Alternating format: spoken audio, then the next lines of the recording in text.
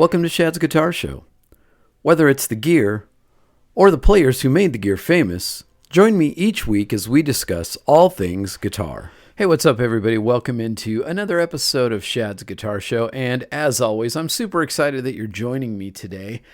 I want to do an episode, or have wanted to do an episode on amplifiers for a while. And when you think about at least American amplifiers, now there are plenty of amps we could talk about, but let's be honest, the majority of the groundbreaking amplifiers, the most sought after amplifiers, especially in the vintage world, are Fender amplifiers.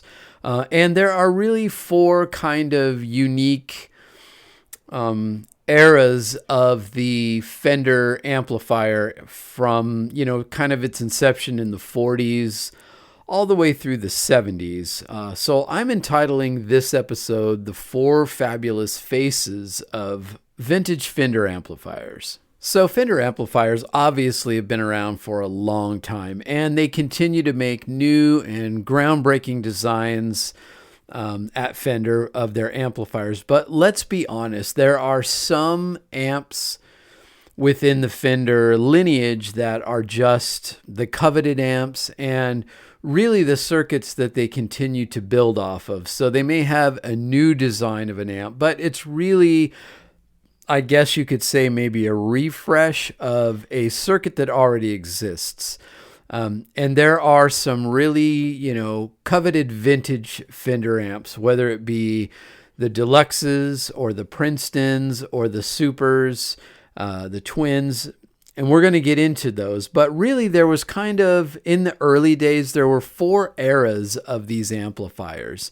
And I kind of want to break down each era and sort of what the differences were and what the changes were and kind of the sounds we might expect to find in those amplifiers. So those four eras would be the early amps, which would be the Tweeds.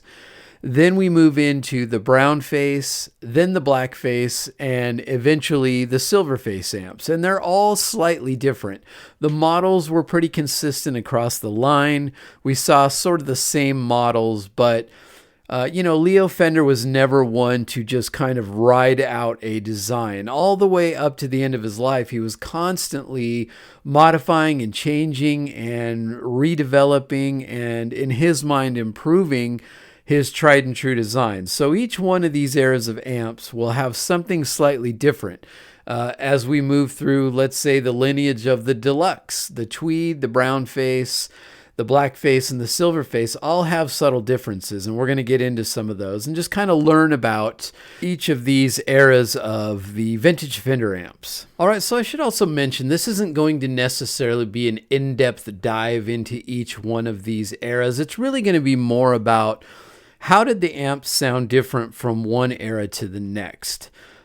So I kind of wanted to say that. I have done a Fender Tweed era kind of deep dive on those amps if you want to check that out. And I may do the same on the other eras, but really for our purposes today, it's really just about how did the amps sound different over those, different iterations of the amps. All right, so in about 1948, we enter the Tweed era of Fender amplifiers, and that would run through all the way to 1960.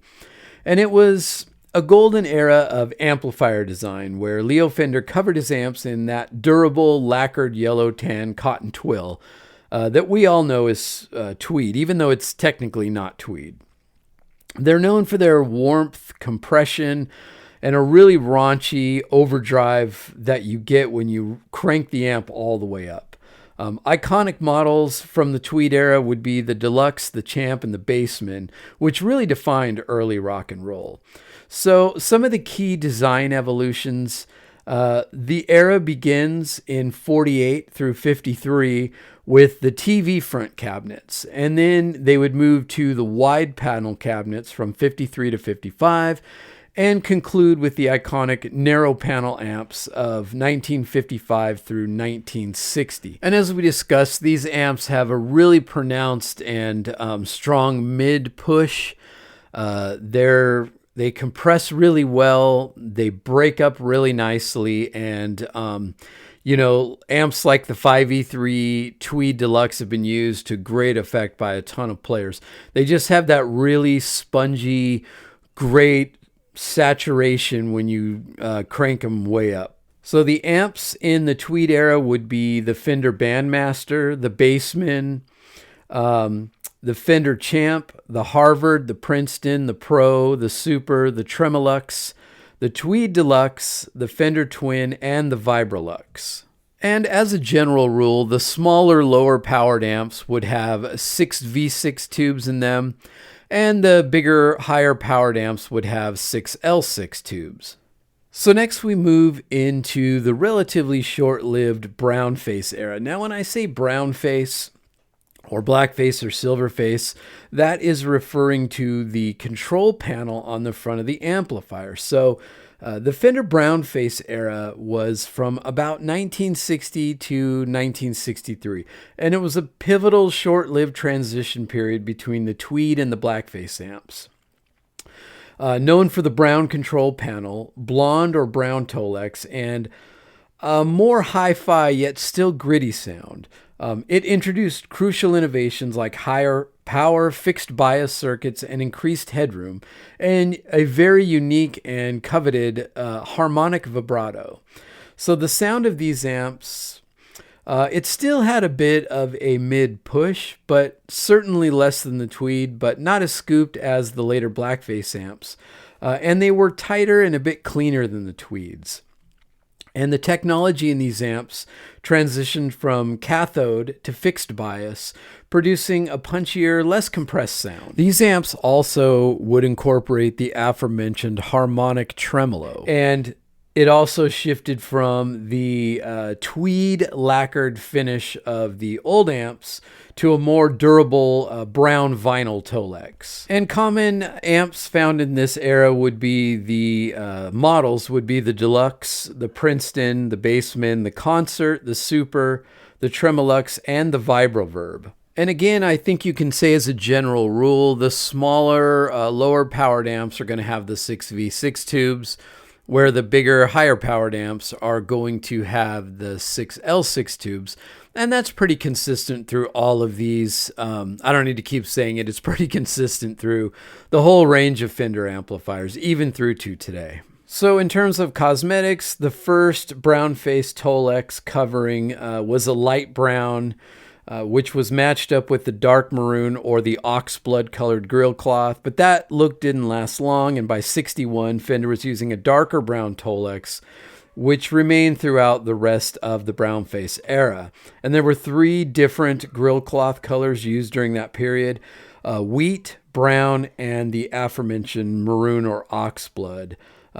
In typical Leo fashion, Fender used various grill cloth and Tolex combinations, really suggesting that he was using up whatever stock he had on hand, and, just kind of making the most out of what he had versus trying to stay consistent from amp to amp. All right, and now we move into probably the most popular and highly regarded era of Fender amplifiers, and that is the Blackface era, which took place from 1963 to the middle of 1968.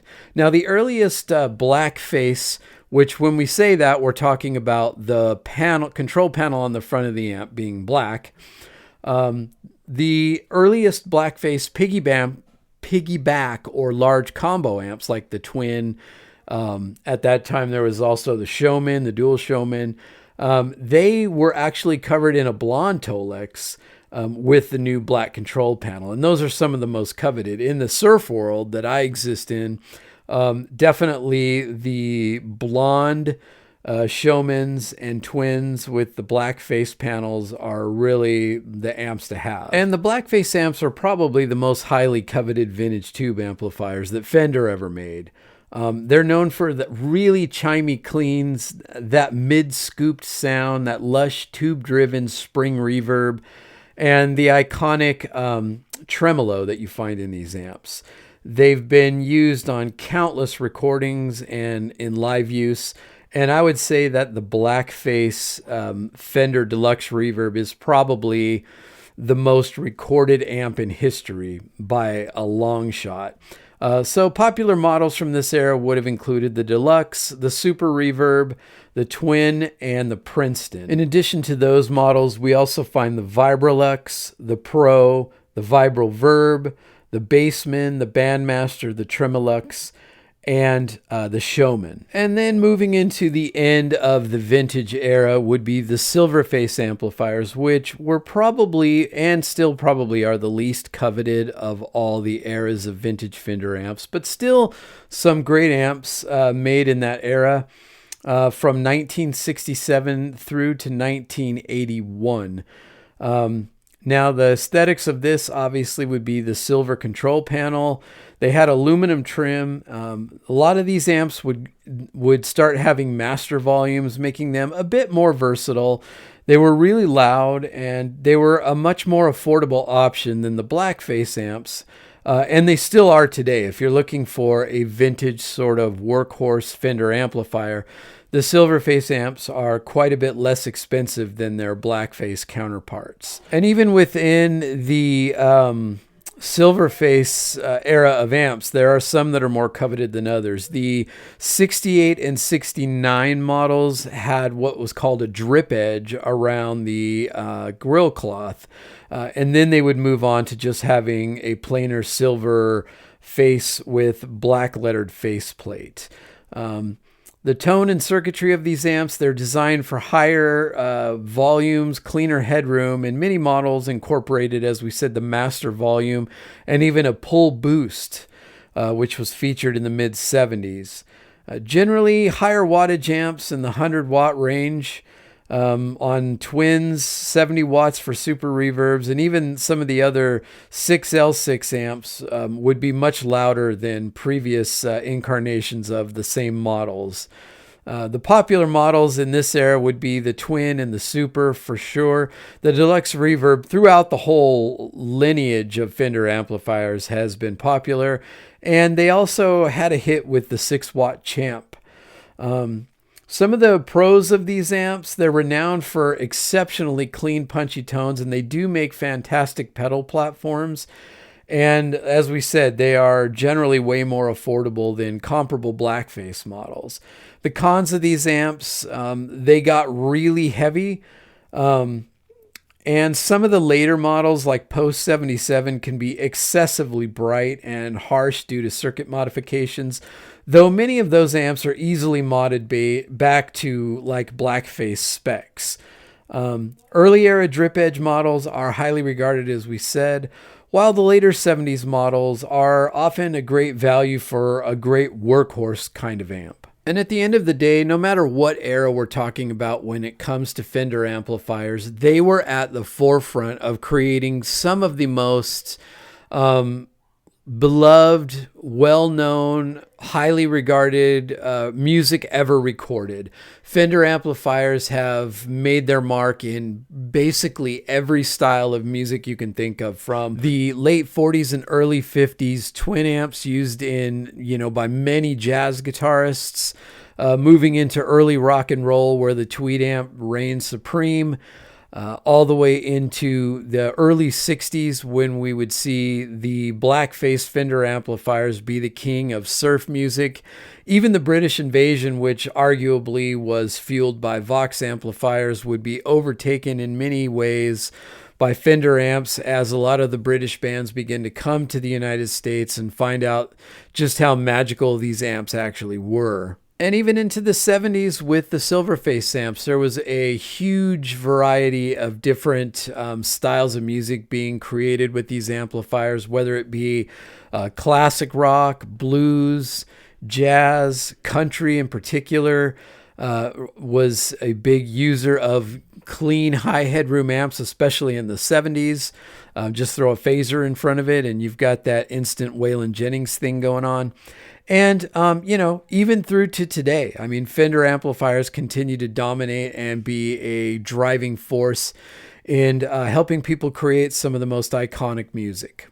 And fortunately for us, Fender has reissued most of these great amps from the past because, I don't know about you, but I'm not really in a position to go on a hunt to collect a bunch of vintage Tweed and Blackface amplifiers, it would get pretty expensive pretty fast, and the prices just continue to rise as scarcity makes finding clean examples of these old amps more and more difficult. So, we can live vicariously through the reissue models that we can find nowadays. And let's be honest, there are a myriad of great boutique builders making circuits that are, almost, or in some cases, complete and direct replicas of those old amplifiers. So for those of us who want that sound, there's plenty of options for finding it without having to spend tens of thousands of dollars for a real vintage example. If you enjoyed this episode, make sure to share it with a friend and subscribe, like, leave me a comment. Anything you can do to promote the show would be greatly appreciated. If you're not following me on social media, please do that at YouTube. You can subscribe to Shad's Guitar Show and head over to Instagram and follow me at Shad's Guitar Show there. And I would love to have some conversations wherever you are. And let's talk about Fender amplifiers. Leave a comment. Let me know what your favorite era is and what your favorite amp model from that era is.